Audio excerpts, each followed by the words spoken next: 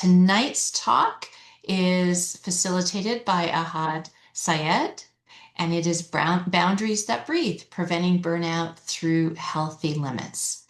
So I'll just introduce him in a moment. I just wanted to share with you that we have well over 100 of these talks that are recorded online. And so if you go to our website, you can see many of those past talks on different health and wellness topics as well. And to get to introducing our facilitator, it is my pleasure to introduce Ahad Syed. And Ahad brings a dynamic intersectional perspective to our session today, bridging his foundation in biological sciences and psychology with his current clinical training as a third-year Master of Counseling student at City University. He is a practicum student at Rivers Edge Counseling Center. He's been with us since September, and I'm happy we will have him through to the end of the summer. He's seeing adults and teens for counseling. In his professional role, as well as an accessibility advisor at the University of Alberta's North Campus, he is a dedicated advocate for marginalized students, championing the recognition that academic accommodations and accessibility are fundamental rights under human rights legislation.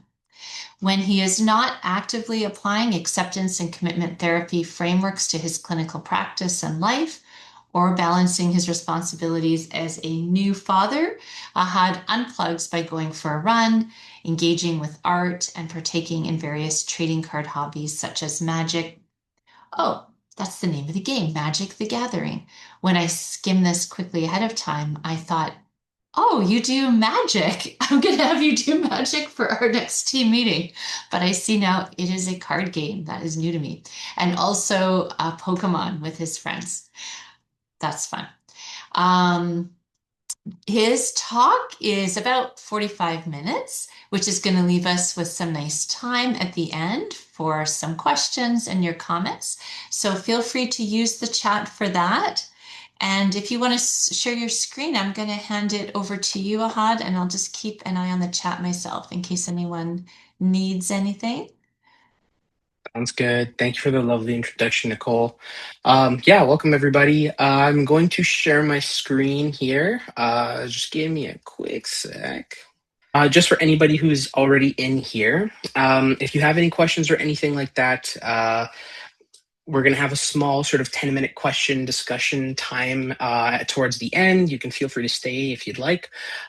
With that, if there are any questions sort of throughout, I will have trouble seeing them on my end. So do just keep that in mind. I will try to check in every once in a while to see if there's anything urgent in there. But yeah, cool. Yeah, so welcome everybody. This is a presentation called Boundaries That Breathe, Preventing Burnout Through Awareness and Boundaries, presented by myself. Just like any presentation or slideshow, or anytime you're sort of articulating information to an audience, especially here in Alberta, in Edmonton and St. Albert, I find it to be really important to do a land acknowledgement. It's a beautiful time of year.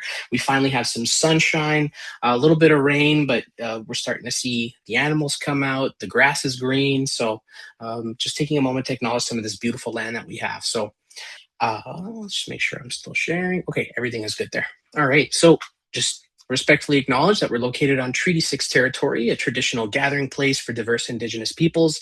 This includes the Cree, Blackfoot, Métis, Nakota, Sioux, Iroquois, Dene, Ojibwe, the Saulteaux, Anishinaabe, many others. Their histories, languages, and cultures continue to influence the vibrant community of St. Albert, which is also known in the Cree language as Mista Sakahikun, or Big Lake. And the greater Edmonton region. I only found out very recently about the Cree name for St. Albert, so I thought that was really cool. Felt like I wanted to include that in there. So before we get fully into today, I wanted to take a moment and just add on a little bit to the introduction and specifically how this presentation today relates with me. So part of my intersectionality and part of my experience in my life is there's multiple roles and hats that I'm always balancing. Hats such as being a father, a husband, being a student, and working. And it can get really difficult at times and overwhelming even to find out how to allocate my energy, time, and resources into all of these various important roles that are in my life.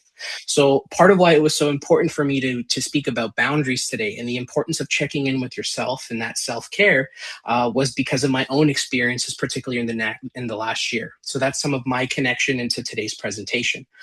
Part of that is also I'm someone who's neurodivergent, so that definitely adds an additional layer on top of everything. And already everything is very hard for everybody, right? So when you add things like that, that gets a bit more difficult. As Nicole mentioned, the type of sort of approach that I often take when it comes to thinking about clinical things is acceptance and commitment therapy. So a lot of what we're going to learn today will sort of be from that perspective, from acceptance and commitment therapy, otherwise known as ACT. So to sort of get us started for today, I always think it's interesting to start off presentations with something fun and engaging. So I'm going to start with a case study, right? So some of you might be familiar with this name. For the sake of this, we're going to imagine this is an imaginary name, but if you know the name, you might understand some of the Easter egg references here. But so we have Tommy Shelby. He's currently juggling a full-time job, launching a startup, and managing the demands of a large family. To decompress, he relies on playing trading card games with a close group of friends as his dedicated space for self-care and renewal. Lately, the pressure has been mounting. Tommy feels completely overextended. He's running on empty and hasn't had the capacity to connect meaningfully with his partner or engage in his usual weekend recharge. This weekend, Tommy finally has a couple of days off. However, the calendar is already packed with competing mandatory demands. His Aunt Polly's birthday celebration, a dinner invitation to his brother Arthur's house. He's got a strategy meeting with his new business partner, Alfie. And yes, he has this game night that he's really looking forward to with his friends, right? So his friends are urging him to come out for a game night, and he's been desperately looking forward to this. He knows that he needs to take the mental break. However, it's a bit of a dilemma, right? Sorry, I'll go back here. He feels stuck. He knows that if he pushes through and attends every single family and business event, he will miss his only window to recharge. It'll probably leave him feeling resentful, low, and on the fast track to burnout. However, he also feels as if he were to cancel any of these obligations, to prioritize his own rest or time, he faces intense guilt and the fear of disappointing the people he cares about. And when all of this comes all together, he feels like he doesn't know what to do and he feels stuck. Another way to think about it is he feels hooked by all of the difficult thoughts, the anxiety, and the fact that he has all of these different things going on in his life and he doesn't know how to manage it. So, what is actually happening in this example? So, Tommy's consistently investing his personal resources, his time, energy, and attention across various important things in his life: family, work, business, and friends. But where does he exist in all of this? By continuously giving without prioritizing his own replenishment or investment, he's creating what's known as a resource deficit. There's a very interesting theory that came out in the late 70s, early 80s called the conservation of resources theory. The conservation of resources theory basically says that us as humans, we're fundamentally motivated to acquire, protect, and build the things that we value. Stress occurs when these valued resources are threatened, lost, or they fail to grow after significant effort. So, what does this mean exactly? It means that resource loss feels much worse than gaining the same amount when it feels good. So people focus more on avoiding loss rather than getting gains. So that's one way of thinking about it. Another way is that you have to actively use your existing resources to protect yourself from loss, to recover from setbacks and gain new ones. So if you know that you're kind of set up to more often gain resources rather than be able to get them, and you also know that it's really important for you to keep resources for yourself, you kind of get stuck in the middle. Well, how do I continue to do all the important things in my life and protect the important things in my life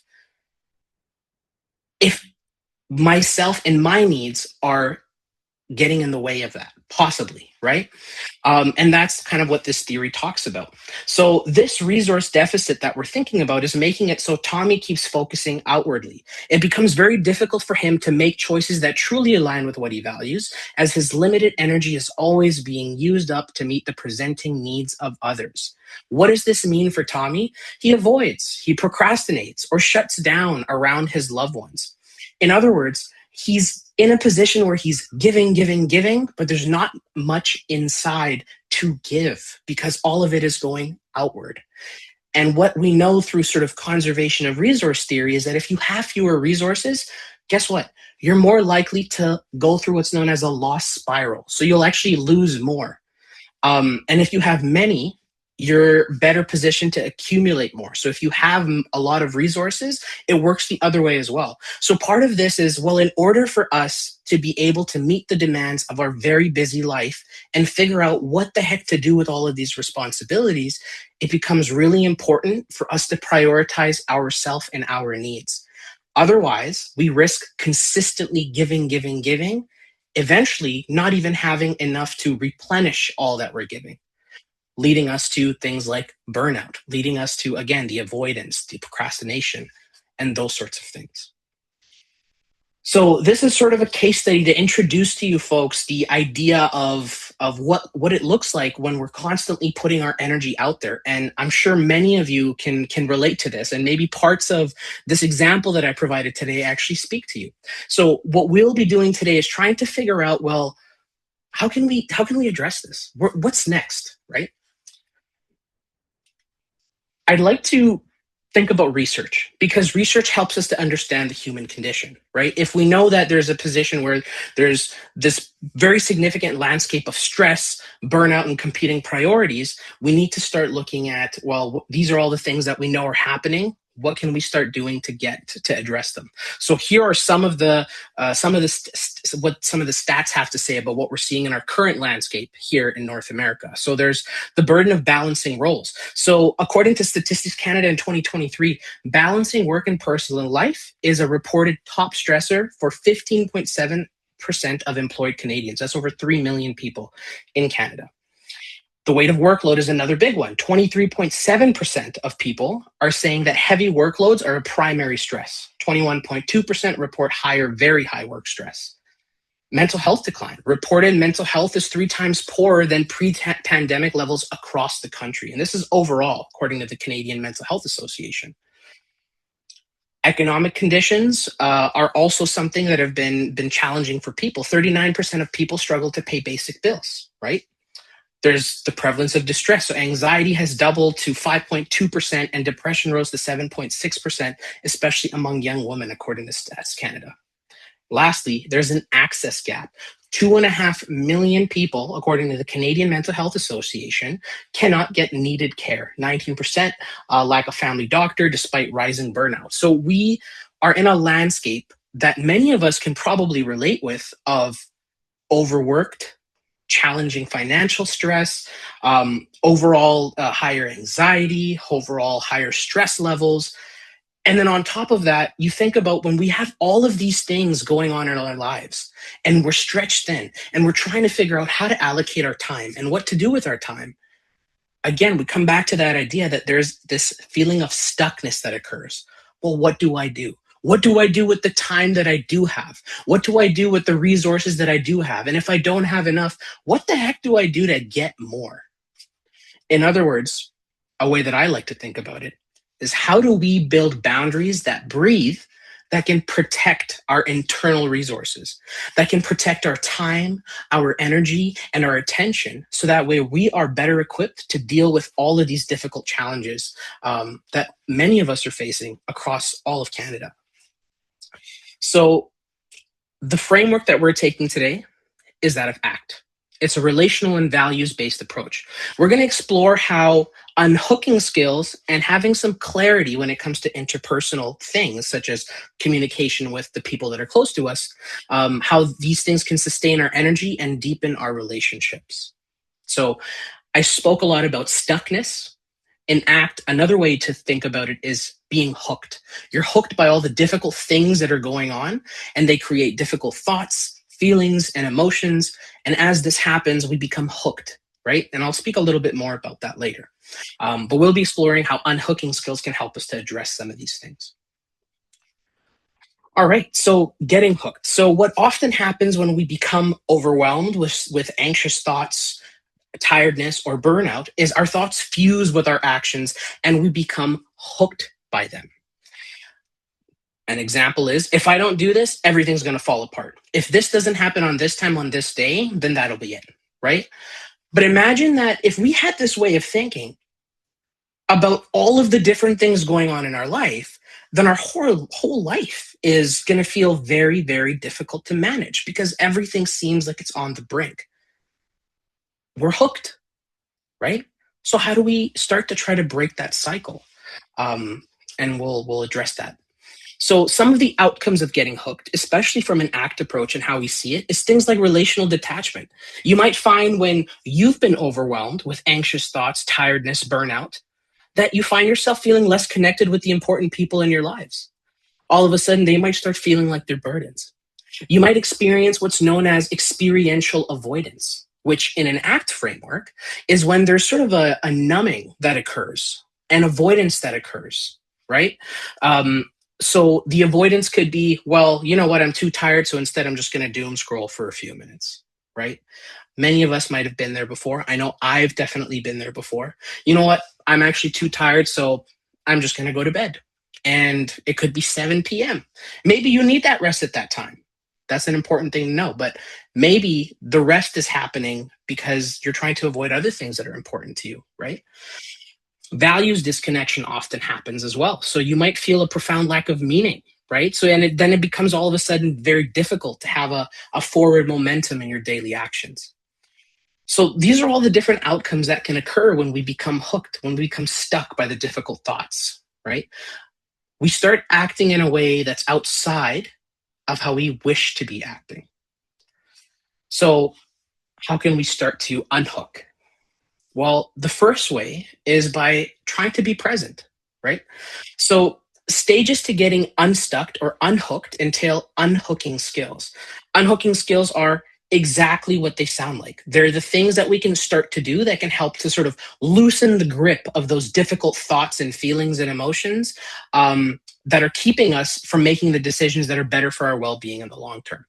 So being present means grounding. So part of that is starting to build external awareness, connecting with your immediate environment, connecting with your senses, right? Like having moments of mindfulness is a way of thinking about it. I'm extremely overwhelmed. Let me start noticing what's in my environment. I'm noticing tenseness in my environment. I'm noticing, the feeling of this table. I can smell something. I can smell, popcorn cooking in the background, whatever it is. And that might sound a little left field. Well, what does that have to do with being present and unhooking? Well, the first stage of unhooking is to build presence. And the easiest way to build presence is to direct your attention to what's around you, what you can hear, touch, taste, and smell. Another way is through internal observation. So another way of thinking about it is something called anchoring, right? And I'll provide a short video on that. So anchoring, or having a moment of mindfulness, you gently sort of shift your attention to where you're at currently, what your current thoughts and feeling. I'm overwhelmed, I'm angry, I'm tired, I'm sad, I'm in pain, I need rest, I need sleep, right? Starting to sort of, what do you need in the moment, in the here and now? What's the goal of this? Well, it's to start noticing what's actually happening. And the reason why this is so important is because by noticing what's happening in our present, we begin to create a natural bridge to acceptance and presence. One of the techniques that Dr. Russ Harris talks about, who's sort of the modern guru of ACT and dealing with the very various challenges we have in our lives in the current world, is the Notice X technique. It's one of my favorite techniques. I work through it all the time with my clients because it's possibly one of the easiest ways to get yourself to be present. The point of the Notice X technique is to quite literally notice whatever the heck is going on around you. You start creating space between yourself and the stressors that might be building up in your life by adding, well, I'm noticing this. I'm noticing that I'm overwhelmed. I'm noticing that I am tired. I'm noticing that I am in pain. Heck, I'm noticing that I actually do have way too much going on. And it might not sound like much, but you'll be surprised by how powerful that moment of acknowledgement can be. Because how often do we find ourselves caught in the trap of the difficulties of our daily lives without noticing the difficulty itself? Right? So by pausing and taking a moment to actually acknowledge the difficulties, the difficult thoughts, feelings, and emotions, and what's around you, you start creating that bridge to acceptance and moving forward from there.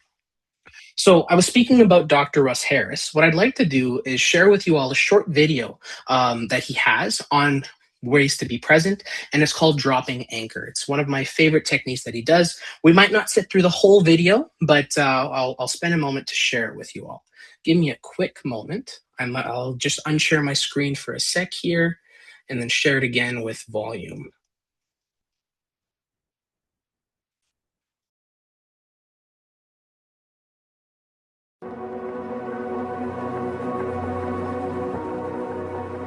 The first little skill then, I like to call it dropping anchor. A boat's sailing into harbour and a big storm blows up. What's the first thing the boat has to do? Puts its anchor out, I guess. Yeah. This is kind of what happens with anxiety. It's like an emotional storm blows up. All of these thoughts, all of these feelings, and they sweep you away, right? Yeah. You're no longer focused, you're no longer attentive, you're just swept away. That's why I call this skill dropping anchor, because it's a way of grounding and centering yourself, so when the anxiety storm blows up, it doesn't sweep you away. And of course, anchors don't control storms. Dropping an anchor isn't a way to make a storm go away. It just kind of holds you steady. The storms come and go in their own time. Okay. Yeah. It's a very simple practice. There's just kind of 3 bits to it. We can, with a simple formula, ACE, the A is for acknowledge what thoughts and feelings are present, the C is for come back into your body, and the E is for engage in the world around you. Okay. So you can do this with an attitude of curiosity. Take a moment to just notice what your mind is doing right now, what kind of thoughts are showing up. And also just notice what feelings are happening in your body right now. What kind of feelings are in there? I guess just a bit of tension. And a bit of tension? Yeah, even a bit of kind of, I guess, anxiety now. Yeah. You're feeling that wet chest, tummy? Kind of in the tummy. Yeah. A bit, and in your head, what's your mind saying? I hope I get this right. And, okay. So again, your overly helpful friend, looking out, trying to make sure you get it right. Yeah. That's what minds do, right? Yeah. And my mind's very similar to yours. So notice there's thoughts here, there's feelings here. So that's the A, acknowledge your thoughts and feelings. Then the C is for come back into your body. So, just push your feet into the floor, straighten your back. If you like, have a little stretch. You can do your own stretch if you like, or you can copy me, but something that just helps you come back into your body. So the aim here is to be aware of your thoughts and feelings. So your mind's racing, there's these feelings in your body, and at the same time to come back into your body and just kind of get a sense of your body in the chair. And then the E is for engage in the world, or engage in what you're doing. There's you and me here, and we're working together, learning a skill right here, right now. So the idea is you're aware of your anxiety and your thoughts and feelings. You're also in your body, and you're also engaging in what we're doing. So can we run through that a couple of times? Yeah. So with a sense of curiosity, just notice, acknowledge what's going on in your mind, acknowledge what's happening in your body, acknowledge any feelings or sensations, and then come back into your body, push your feet into the floor. Again, have a stretch if you like. So there's thoughts and feelings. There's a body here.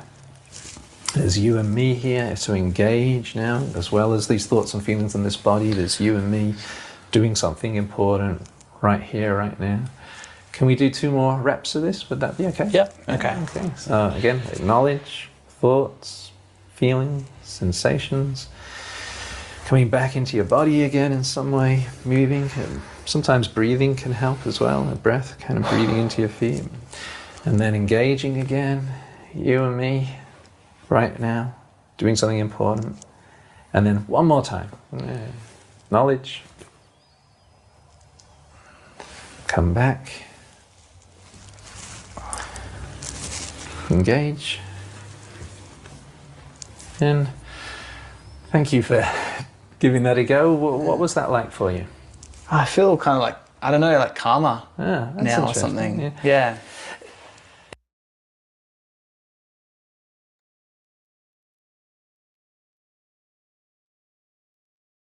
All right. Thank you to Dr. Russ Harris. I am admittedly a bit of a fanboy of Dr. Russ Harris myself, and he does a beautiful job of walking through what that experience is like with dropping anchor. And that's exactly it. It's just taking that moment to just engage all parts of your body and notice what's actually happening. Because the idea of that stuckness, that anxious thoughts taking control, and you having difficulty thinking about what to actually do, is because the thoughts have sort of hijacked you, right? And by taking the moment to drop anchor, be present, notice what's going on, you're creating distance and you're acknowledging. So awesome. All right. So, well, the next sort of stage of unhooking skills is known as opening up. So, once you've done the first stage, right, and you sort of started building awareness, the next stage is to open up. So, opening up means that you're making space and starting to discover what actually it might be that you need. So, the noticing part is, well, I'm noticing that I'm tired. Then you begin to sort of try to open reality without judgment. It makes sense that I'm tired, actually. Um, that's that second part is I'm tired. And it makes sense that I'm tired because, in Tommy Shelby's case, I've got this meeting, I've got this celebration that's coming up, I've got limited time, I've got this new business, I'm trying to work, I'm doing all these things. Yeah, of course I'm tired. Why wouldn't I be tired? And it leads to the opening of the question, well, what might I need right now? Right? It's that opening up. So part of the idea of making that space is to feel what's going on without actually fighting it, right? So actively allowing the difficult emotions or physical sensations that are happening for you to just be, instead of trying to push the discomfort away, giving it room to breathe and sitting in that moment and acknowledging that moment and validating yourself in that moment.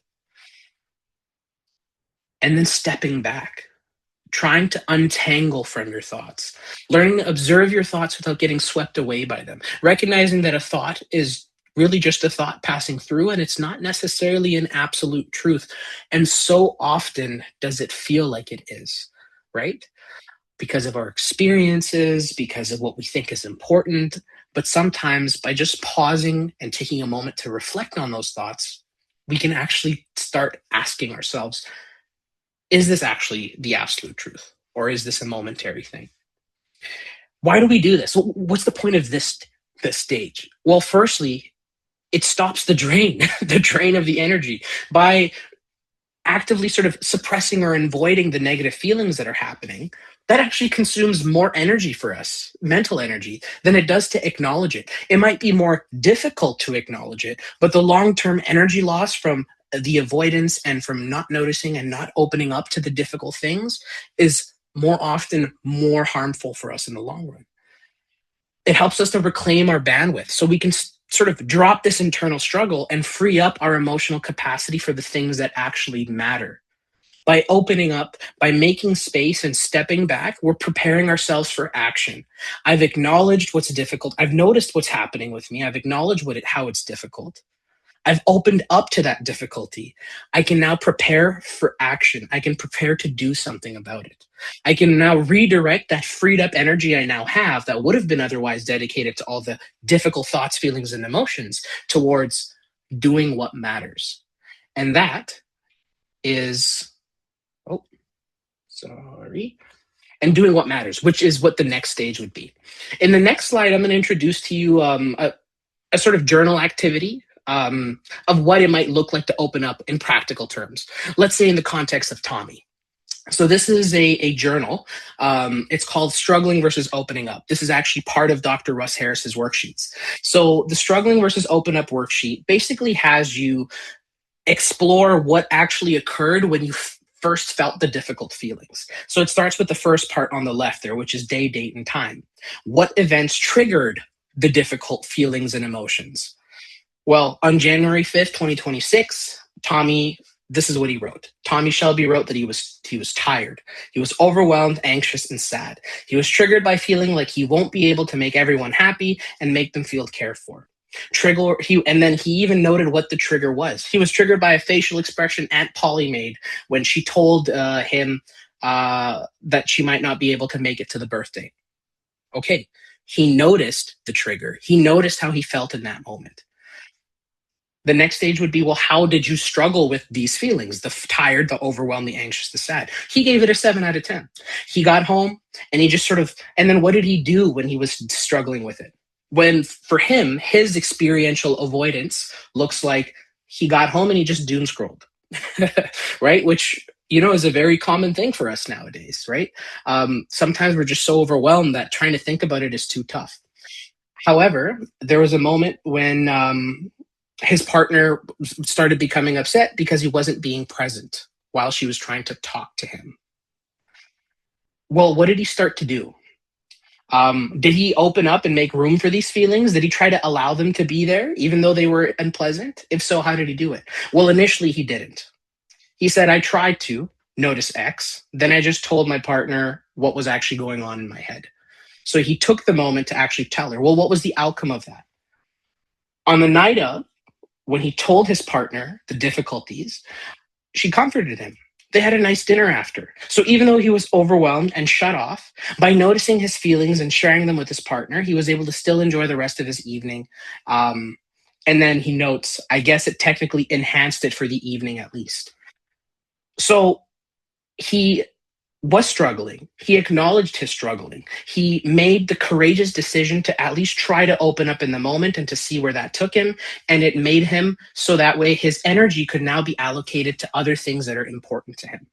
Right? So this is the importance of opening up, is it kind of creates this free energy now that would have otherwise been allocated to doing things that are away from the things we want to be doing.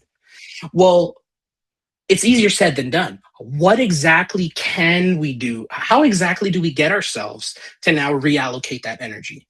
That's the last stage of unhooking skills, which is we try to do what matters, right?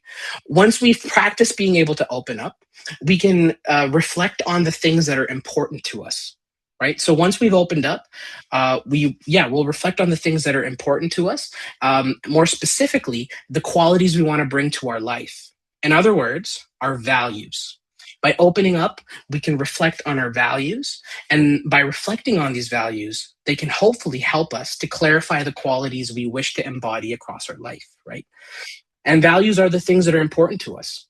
And through this, we can start to be like, okay, well, maybe now that I've opened up, I've reflected on my values, I can now start brainstorming where I want that free energy now to actually go. And I can try to make it in alignment with my values.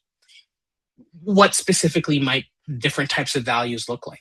Relationships, right? What kind of a partner, friend, or family member, or business partner do you want to be? What qualities do you want to bring into your relationships? Define your connections, right? Personal growth. How do you want to treat yourself? What attributes do you want to cultivate? Patience, resilience, self-compassion, hobbies and interests. What brings you vitality outside of your obligations? And how can you engage with your interests in a way that actually reflects your true spirit? Work and education. So beyond the paycheck, what values do you want to bring to your professional or academic life? Think contribution and growth. So by opening up, we create space to reflect on our values, which are the things that are important to us. And then through that reflection, we can start trying to do things in alignment with those values. It's a lot of jargon, it's a lot of information. So how do we visualize this? This is how we visualize it. This is something called a triflex. It's it's Russ Harris's triflex. This is sort of my version of it. But the first stage is, you open up, open yourself up to the stress by observing your internal dialogue. I'm tired, I'm overwhelmed. So notice your obligations and how they're impacting you. Then be present. Actually experience it. Experience how you've been pulled by all these difficult things. Observe how your burnout and obligations are affecting your relationships right now, or even just you. right? And through that, we start to activate healthy limits and get ourselves to do what matters. So align your actions with values. Realize you can't please everyone immediately. Prioritize non-negotiables and plan for the rest later, right? So if you're sort of moving through this triangle to get yourself to a position where you can even start thinking about how to set boundaries. So part of the difficulty of this work is we're not going to be able to just create boundaries out of nowhere. So this sort of these stages of unhooking, this triflex, so to speak, get us to a position where we can set boundaries that are actually meaningful, that we know will follow because they'll be in alignment with our values. And that is the next bit, values-based boundaries and fulfillment. So hopefully we understand the importance of doing what matters, right? So how does prioritizing our needs through values reflection actually impact our daily life? Well, by aligning our boundaries with the things that we cherish, we don't just protect our time, we begin to cultivate deep fulfillment. When your actions reflect your values, they actually feel purposeful rather than reactive. Boundaries ensure that you have a space to engage in what truly brings you joy, and truly bring you joy in a way, again, that is in alignment with who you are and what's important to you.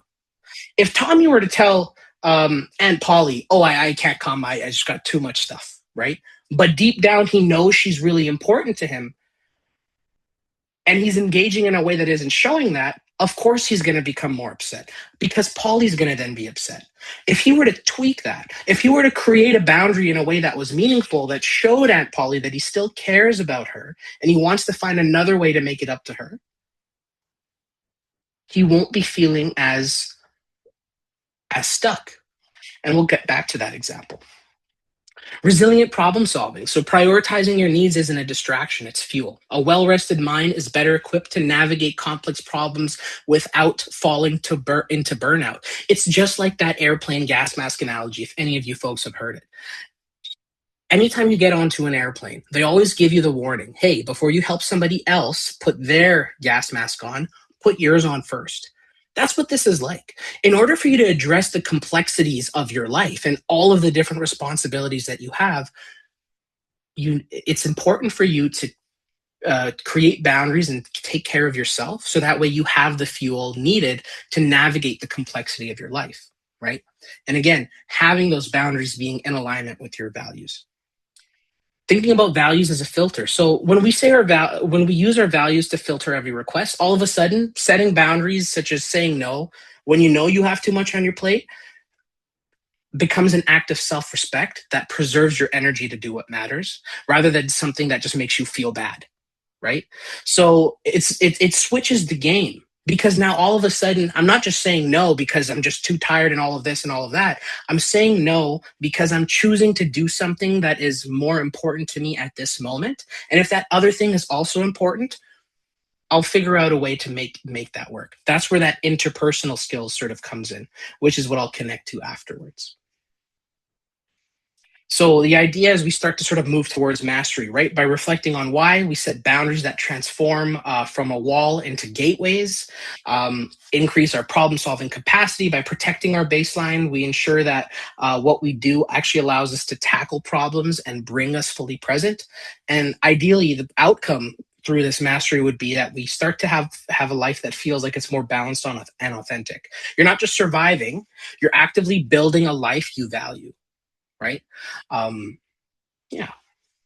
So we've spoken a lot about boundaries. Now that we understand the importance of values, we've introduced the concept of how maybe boundaries that are informed by our values can help us to tackle the complexities of life. Let's take a moment to actually just break down what the heck they are, right? I really liked how Brene Brown said it. She's an author in the States, and Brene Brown says that daring to set boundaries is about having the courage to love ourselves, even when we risk disappointing others. This is so important, right? Because boundaries aren't easy. They're not easy at all to form. But by setting them, we're actually engaging in an act of courage because we're showcasing that, hey, everything else is important, yes, but actually I am too. I am actually also important. And that language is really powerful. Even more so when it's informed by your values and the things that are important to you. So again, boundaries is action, not walls. So setting a limit isn't about shutting people out. It's a committed action taken to protect the things, people, and practices that matter most to you. It's not that Aunt Polly isn't important to Tommy Shelby. Of course she is. He loves his aunt. But it's that in this moment, he has too many things on his plate. And if he even were to engage, he likely wouldn't be able to be fully present in the first place. Right? So he tries to think of ways to adapt his time with her, so that way he's not feeling overwhelmed by saying yes. It's a need and not a preference. This is an important part, right? Like, boundaries are not a casual preference. They're fundamental needs that are required to protect our baseline, our well-being, and our capacity. And I know that word of boundaries just it comes off maybe not the best to a lot of folks, but rather than thinking about them again as a wall, they're actually creating and increasing our capacity for connection, because they're allowing us to be more present with ourselves. And the more we're present with ourselves, the more we can give towards others, right? Conservation of resources, what we connected with earlier. The more I can build my capacity as a human being, the more I'm able to put that energy to the things that are important to me. So boundaries that breathe. You can't satisfy every demand in the moment. A breathing boundary means you can firmly say no today while leaving space to reconnect later. What the heck does that look like in practice? So time boundaries. So aligning your schedule with your values rather than reacting to others' urgencies. So consciously choosing where to actually direct your presence, right? And again, connecting this with examples with Tommy, that might look like, hey, actually, I'm not available these times, can't do it, but I am available these times to reschedule for another time that you want to get together, right? Emotional boundaries. Practice empathy. So I think one of the things that is a struggle for people when it comes to boundaries in relationships is it feels like you're shutting the other person down. But if you're able to practice empathy when you're engaging in that conversation, you can still make that person feel heard. Of course, that person might be disappointed that you won't be there. You can create space for that, right? And that's part of it. So allow others to have their feelings. Allow others to have their own struggles when you say no. But don't take the responsibility to fix that for them, right? There is a little bit of acceptance and letting go that's required there. But in the long term, when you're able to create space for yourself, you are also allowing that person to have their own space. You're moving away from the feelings and situation being enmeshed and people having independent feelings about a situation.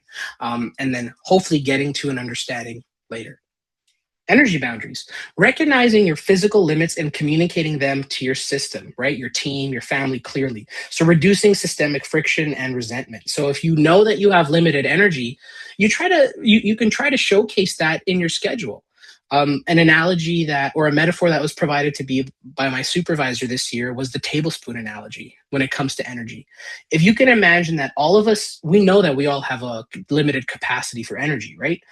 If we could imagine our energy as 10 tablespoons on any given day, we can then start reflecting on, well, how much energy do I actually have left by the end of the day to do the things I need to do?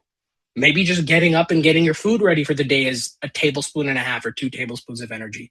Going to work might be 6, right? Coming home and doing your, exercise or connecting with your partner or your family might be another 1 or 2. How much energy do you have left to do other things?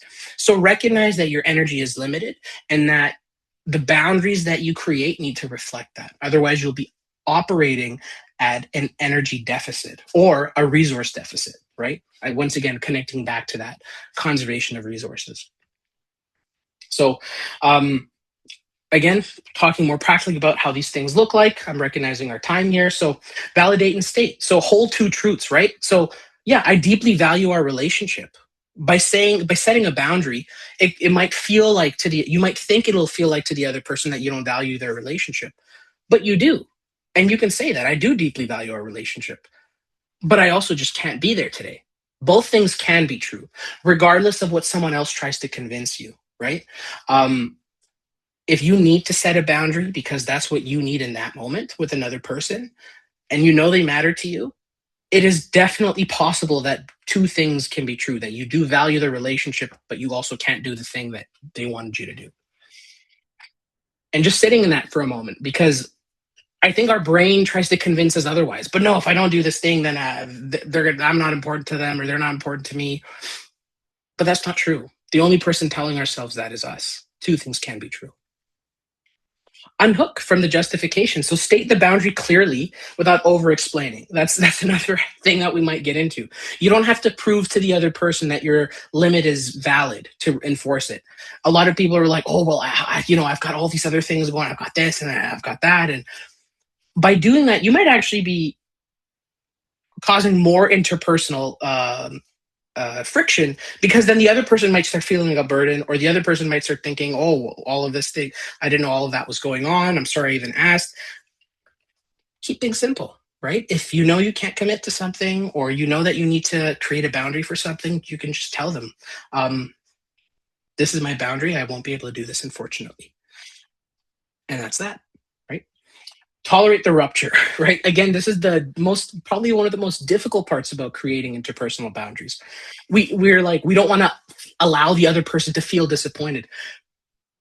But in order for us to function, in order for our resources to be intact, we need to recognize we can't control how somebody else feels. If somebody else is disappointed, empathize, validate. Yeah, you know what? This is disappointing. And just allow that to exist. Allow the other person to be disappointed. Allow yourself to be disappointed if you feel disappointed by it. But know that if your decision and boundary is in alignment with your values, it will almost always move towards a net positive. Disappointment is normal in any relational experience. And it's not a crisis that you're required to fix, right?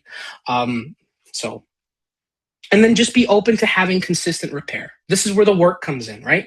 You can still set all these boundaries, do all these things, and then still continue to repair and build on your relationships. Maintain warmth and connection after your boundary is set. Consistently build psychological safety for both parties over time.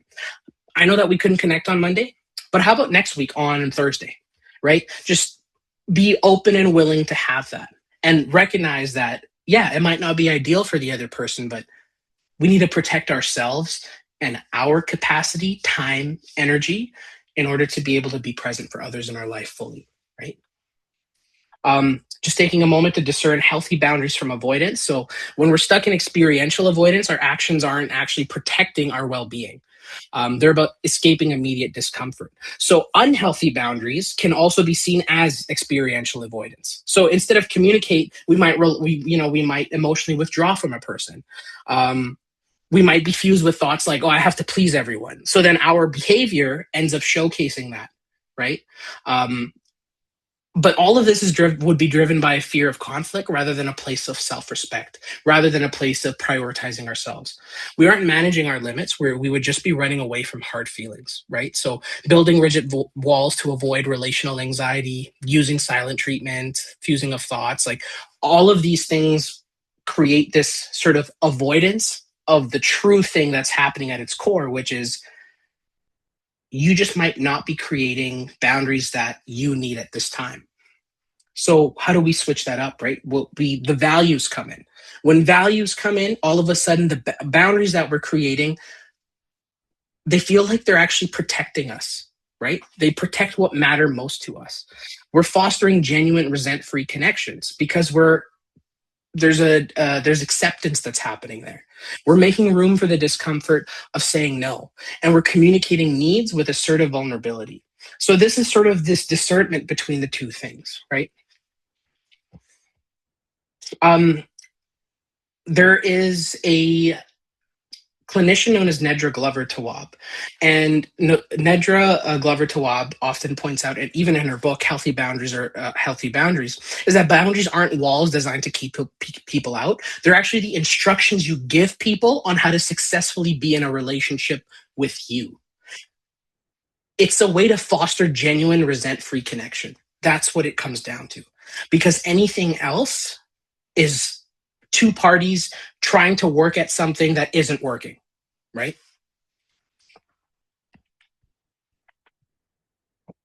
So Interpersonal boundaries, once again, this is again with Glover Tawwab and a combination of some of Dr. Russ Harris and what he says. So explore and define your values, find comfort in saying and hearing no without taking it personally, respect others' boundaries as you do your own.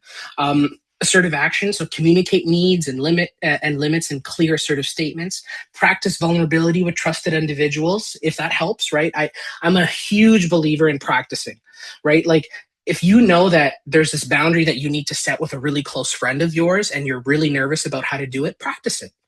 Ask your partner, ask your other friend, ask a colleague, ask somebody to practice and role play with you. And then, and follow through if a boundary is crossed. If someone breaks that boundary, they're like, and they impede upon it. Actually, no, I'm going to show up to your house at this time anyways. It's like, no, that's not the time that we agreed on, right? And let them know that. And then relational help. So we're moving from fusion. So we're moving from the idea that our difficult thoughts and feelings of overwhelm and anxiety become fused with our actions. We're moving towards value-based action from fusion. So we're assessing our capacity and we're renegotiating things like timelines. Validate other people's pain. So that empathy piece becomes important. And then overall prioritize long-term well-being. This is the last slide. What does all of this look like for Tommy? This is what it might look like. Time management. So unhooking from the always available urge by setting hard start and end times for deep work. So when it comes to scheduling future meetings, Tommy might say, I value our collaboration, Alfie, and I'm available for meetings between 4 and 5 on Mondays and Wednesdays to ensure that I can actually give you my full attention. So notice how in the statement, he's not really giving wiggle room. He's saying, this is what I have available. And this is why it's available, is because it allows me to actually be fully attentive to you. Capacity shielding. So practicing that validate and state. So when new requests arrive, prioritizing current quality over quantity. So I know how important it was for you to be there I know how important it was for me to be there for your birthday, Aunt Polly, but I would still love to spend time with you in honor of your birthday at a time I'm not out of time for business. Why don't you give me your availability and we can go on a dinner together? So you notice how in this, you're validating, Aunt Polly's probably going to be upset by you not being able to be there, but you're also stating an alternative that opens and showcases, I still care. Relational energy. So tolerating the rupture of saying no to non-essential social commitments to protect evening recovery time. Let's say that Tommy actually doesn't even want to go to game night. Let's say he just wants the evening with his partner or just even by himself. I love to join game night with you guys, but I've realized I need some quiet time tonight to recharge from a long week. How about, can we get together after church this weekend for a coffee? Right? So again, he's doing validate and state, but he's also making it clear that he's being clear to himself that he has limited energy, right? And he's not being afraid to acknowledge that and put it out there. And this brings us to a close. I hope that this was helpful. I know that when it comes to setting boundaries and values and all those things, that it's not always very clear. But hopefully by reflecting on some of these ideas, we can get to a position where we're one step closer to getting to where we want to be. Oh, thank you so much, Ahad. That was so helpful. We're going to have a bit of time for questions and comments now. If anyone isn't able to stay, I just want to thank you for joining us and remind you that you can always join us for one of our talks. We will start up again in September, and I hope you have a really good night.